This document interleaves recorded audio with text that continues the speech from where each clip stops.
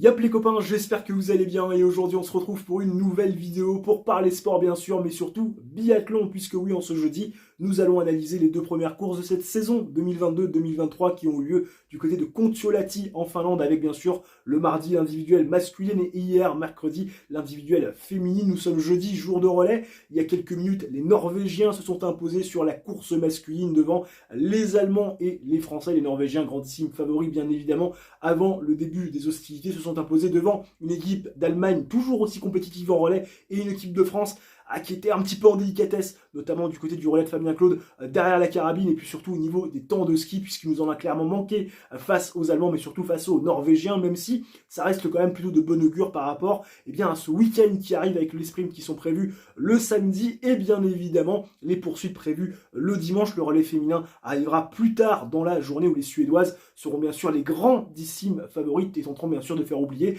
la performance plus que moyenne de leurs homologues masculins qui ont terminé seulement 10e, loin, très très loin de leur standard. Mais aujourd'hui, nous allons bien sûr parler des courses qui se sont déroulées ces deux derniers jours écoulés, avec bien sûr ces individuels masculines et individuels donc féminines, avec les dossards jaunes qui ont été bien sûr redistribués, et ils seront du côté des Suédois avec Martin Paulsiluma chez les hommes qui est allé chercher sa deuxième victoire en Coupe du Monde, qui revêtit donc le maillot jaune de leader de ce classement général. Et puis Anna Öberg, la sœur d'Elvira, celle qu'on attend comme étant la grandissime favorite à la succession de Marte Olsbourg-Reuseland, en l'absence justement de cette dernière en ce début de saison. Et bien Anna Öberg va chercher le premier maillot jaune donc de cette saison, remportant une nouvelle victoire en carrière. Les Français n'étaient clairement pas à la fête mardi lors de la course bien sûr masculine, puisque le premier tricolore termine 9e. Fabien Claude à l'auteur d'un 18/20, tir plutôt correct. Le garçon était plutôt à l'aise également sur les skis. Un bon top 10 pour Fabien Claude, lui qu'on attend quelque part, pourquoi pas classé dans les 10 à l'issue de cette saison. Quentin Fillon-Maillet, vainqueur du classement général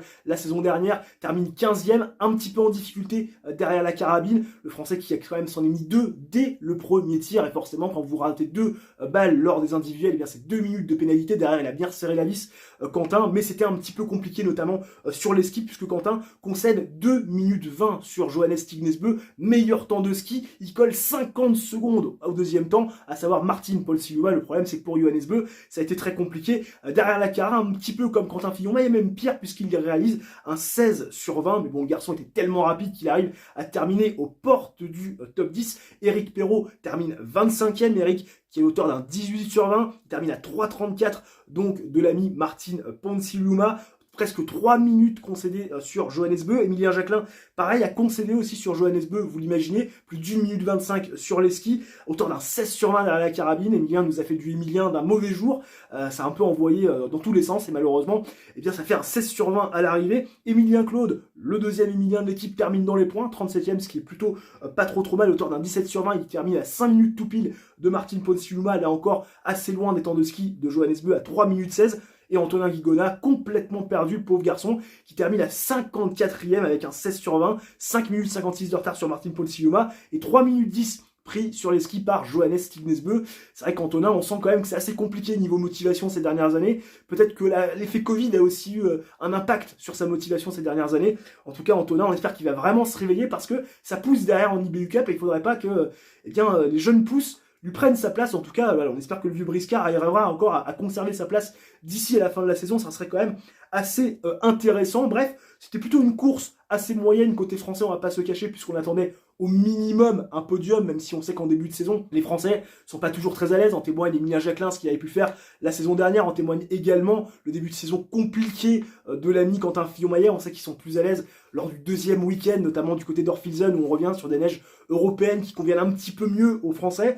Mais c'est vrai quand même que c'est délicat, notamment derrière la carabine. On l'a encore vu, notamment lors du relais il y a quelques minutes. On sent qu'on est encore un petit peu en délicatesse dans ce secteur-là, et qu'on n'est encore pas totalement en pleine possession de nos moyens du côté du ski. Mais on le sait que tout ne se fait pas sur les planches. Sinon, Elvira Öberg aurait également remporté la course chez les filles. Elvira Öberg, meilleur temps de ski, et assez largement. Enfin, assez largement, non, parce que sa sœur Anna est reléguée seulement à 12 secondes. Mais Elvira Öberg a fait des fautes. Et oui, elle en a fait 3, 17/20 pour la Suédoise, qu'on annonce comme étant clairement la grandissime favorite à la succession de Marte Olsbourg-Reuseland. Elvira Öberg qui termine donc 9e dans le top 10 à 2 minutes 07 donc de sa sœur. Anna qui va s'imposer devant Ingrid Tendrevold, auteur d'un 20/20 à 36 secondes donc de Anna Öberg. Lisa Vitozzi, termine avec un superbe 19 sur 20, presque quasi parfait ce tir.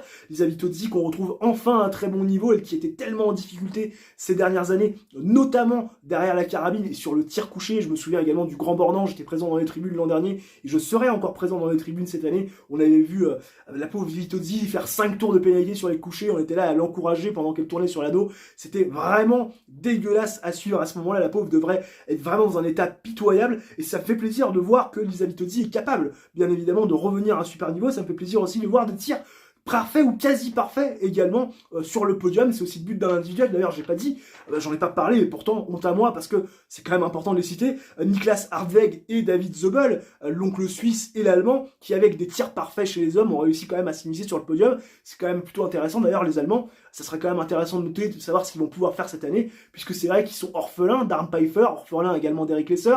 On sait aussi que Simon Schempp les a abandonnés il y a quelques années. Donc c'est vrai que ça va être intéressant de revoir une équipe allemande avec certes des noms un petit peu moins ronflants, même si encore Benedikt Doll, voir ce que ça peut donner cette année, parce qu'on sait que l'Allemagne c'est un gros collectif, c'est pas forcément toujours des énormes individualités, mais ça reste une équipe qui notamment en relais est capable de performer à l'image de ce qu'ils ont pu faire donc il y a quelques minutes en prenant la deuxième place, et puis surtout ça permet d'avoir une équipe d'Allemagne un petit peu remaniée. Ça permettra de voir ce qu'on pourra éventuellement en faire avec Benedikt Doll bien évidemment en leader chez les hommes, et pourquoi pas Denise Herrmann et Vanessa Voigt qui termine 4ème juste derrière Lisa Vitozzi, avec bien sûr un 20 sur 20 derrière la carabine. Première française, Julia Simon, Julia qui est auteur d'un 19 sur 20, un petit peu en délicatesse sur les skis puisqu'elle prend une 22 par rapport à Elvira Heuberg, mais j'ai beaucoup aimé son attitude durant cette course, puisque elle a dû sentir dès le début qu'elle n'avait pas des jambes de feu. D'ailleurs elle a crampé dans le dernier tour, c'est ce qu'elle a confié à Tanguy Carwas à l'arrivée en zone mixte, qui peut expliquer le fait qu'elle n'ait pas repris le temps sur Vanessa Voigt. Mais malgré ses difficultés sur les skis, puisque une 22 quand même sur Elvira Heuberg, sur un 15 bornes, on va pas se le cacher, ça reste quand même assez important. J'ai trouvé que derrière la carabine, elle a serré les boulons, et ça c'est quelque chose qu'elle faisait très rarement l'an dernier, même ces dernières saisons. Dès que ça allait un petit peu moins bien, à l'image d'un Emilia Jacquelin, c'était vraiment difficile de revenir et de sortir la tête de l'eau. Et là, elle a vraiment serré la vis sur les tirs. C'est un petit peu dommage malheureusement cette dernière erreur lors de la dernière balle, puisqu'elle a à peine éjecté la 4e balle de la culasse que direct elle tire la 5e sur son tir debout. D'ailleurs elle s'est tapé la tête dès la ligne d'arrivée, pensant certainement à cette balle où elle aurait dû peut-être prendre une petite seconde pour vraiment se refocaliser, se reconcentrer. C'est une erreur un petit peu de débutant, mais voilà, ça reste quand même un beau top 5. C'est sûr qu'avec le 20 sur 20 ça aurait pu faire un podium, mais l'attitude, je trouve, de Julia est bonne. On sent qu'elle n'est pas en forme sur les skis, qu'elle n'est pas encore à son meilleur niveau, un petit peu à l'image de tous les Français. On espère que ça va revenir progressivement lorsqu'on va arriver sur les neiges européennes, et surtout en vue du Grand Bornand. On espère avoir un spectacle aussi beau que celui de l'an dernier, même si l'an dernier, on va pas se le cacher, ils ont mis la barre vraiment très très haute et que ça sera difficile de faire aussi bien, voire mieux, mais enfin, sait-on jamais. J'ai beaucoup aimé cette attitude de Julia. Lou Jean Monod termine 12ème aux portes du top 10. C'est un petit peu dommage pour Lou parce que 19 sur 20, elle a bien tiré. Comme dirait Julia Simon en plaisantant, c'est le minimum syndical pour Lou Jean Monod parce qu'on sait que c'est une extraordinaire tireuse. Malheureusement, c'est vrai que ce dernier tour l'a un petit peu coûté. Elle perd quand même 46 secondes sur Elvira Heuberg lors du dernier tour. Elvira Heuberg qui a eu le meilleur temps de la dernière boucle. C'est un petit peu dommage pour Lou parce que derrière la carabine, elle avait fait le boulot. Malheureusement, dans le dernier tour, elle s'est un petit peu écroulée alors qu'elle avait le top 10 clairement dans le viseur. C'est un petit peu dommage. Chloé Chevalier qui, elle, contrairement à Lou Jean Monod, a pris 38 secondes seulement sur Elvira Heuberg. Quand j'ai vu ça dans les analytiques, je me suis demandé s'il n'y avait pas une erreur. C'était assez surprenant de voir ça. Chloé d'ailleurs était elle-même surprise, puisque c'est vrai que lors des courses de pré-saison, elle avait quand même montré un petit peu des limites dans ce secteur, et là elle arrive à finir à 38 secondes sur un 15 bornes. Ça veut dire que clairement elle tient une Elvira Heuberg même sur une longue distance. Donc c'est plutôt pas mal. Malheureusement on fait toujours un petit peu caca culotte entre guillemets lors des tirs importants. C'est vrai que dès qu'il y a un peu de pression, elle a du mal à la gérer, elle le dit elle-même, elle s'en cache pas, mais ça reste quand même une course pleine de promesses pour Chloé, qui est repartie pour une année supplémentaire au minimum. Elle s'était posé la question à l'intersaison de savoir, un petit peu comme sa sœur d'ailleurs, si elle allait continuer, et bien mal lui en a pris, puisque honnêtement il y a quand même de beaux espoirs à faire fleurir en cette début de saison, surtout avec la forme à ski. Caroline Colombo également complète un bon tir groupé français avec la 24e position, 17 sur 20, il en manque un peu derrière la Cara, mais les temps de ski sont pas trop mal. Elle perd une 31 seulement sur l'amie Elvira Heuberg, donc c'est plutôt pas mal. Anaïs Chevalier, ça c'est peut-être la grosse déception, auteur d'un 16 sur 20, elle en a mis partout sauf sur les cibles, la pauvre Anaïs, clairement pas dans une bonne journée. On espère la retrouver un petit peu plus rengaillardie et surtout un petit peu plus revancharde dès derrière ce relais, et pourquoi pas même derrière sur le sprint et sur la poursuite, on attendra clairement une réaction sur les courses individuelles. 16 sur 20 à 3,56 de Anna Heuberg avec bien évidemment une 0,8 sur les skis, ce qui est plutôt correct, on va pas se le cacher. Et puis les deux petites jeunes, Paula Beauté et Sophie Chauveau. Sophie Chauveau qui pour sa première en Coupe du Monde termine 37e devant Dorothée Avireur qui a complètement craqué lors du dernier tir. Elle fait 4 pioches, avec donc 4 fautes et donc 4 minutes de temps additionnel qui se reportent sur son chrono. Sophie Chauveau qui termine donc 37e, 17 sur 20 à 4,28 donc d'Anna Heuberg. Seulement une 42, j'ai envie de dire, de concéder par rapport à Elvira Heuberg sur les skis, ce qui est plutôt une bonne performance. Paula Beauté, un petit peu en deçà de ses standards, donc sur le tir, puisque 17 sur 20, elle prend quand même la 35e place, 2,09 de retard donc sur les skis, ce qui est un petit peu dommage pour Paula, parce que clairement, si elle veut viser le top 20, ce qui peut être possible quand même sur certaines courses, et notamment sur les courses à 4 tirs, il faut qu'elle tire à 19. C'est impitoyable à ce niveau-là, si on ne tire pas à 19 quand on a son niveau à ski, qui est quand même un niveau milieu de tableau, on va pas se le cacher en Coupe du Monde, il faut impérativement mettre les balles dedans, au moins le 19, ce qu'a très bien fait Lou Jean Monod. C'est vrai qu'on attend Paula, on attend Lou sur ces courses de format à 4 tirs. On sait que sur un sprint, c'est vrai que leurs performances derrière la carabine auront un peu moins d'importance puisqu'il n'y aura que 2 tirs. Mais c'est vrai que sur les courses à 4 tirs, les individuels, les poursuites et les mass start, en espérant trouver Paula dedans, c'est vrai que c'est important de terminer au moins à 19 pour sécuriser une place dans les 20. Je pense que Lou sera plus à même de disputer les mass start parce que je la vois terminer dans le top 15. Je pense qu'elle a largement les moyens avec les absentes et puis surtout avec la maturité qu'elle a, parce qu'elle est quand même plus âgée que Paula Beauté. Elle a 24 ans. Lou Jean Monod, elle a gagné la générale de la Coupe d'Europe l'an dernier, ce qui permet d'avoir un quota à 7 filles lors de cette première étape de Coupe du Monde. Donc c'est vrai que Lou, elle va peut-être être beaucoup plus régulière que Paula, mais je pense que voilà, pour les deux filles, pour ces deux-là, c'est important, impératif, prépondérant de très bien tirer.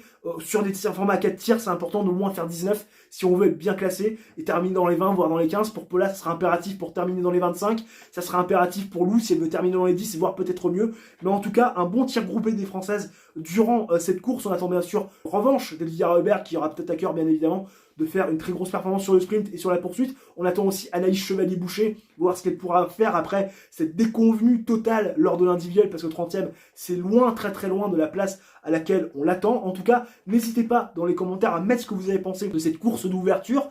N'hésitez pas également, si la vidéo vous a plu, à réaliser votre coup du chapeau, le like, l'abonnement et l'activation de la cloche. Et nous on se retrouve très prochainement pour une nouvelle vidéo de sport et de biathlon, bien évidemment. D'ici là, portez-vous bien. Ciao, bye bye et à la prochaine.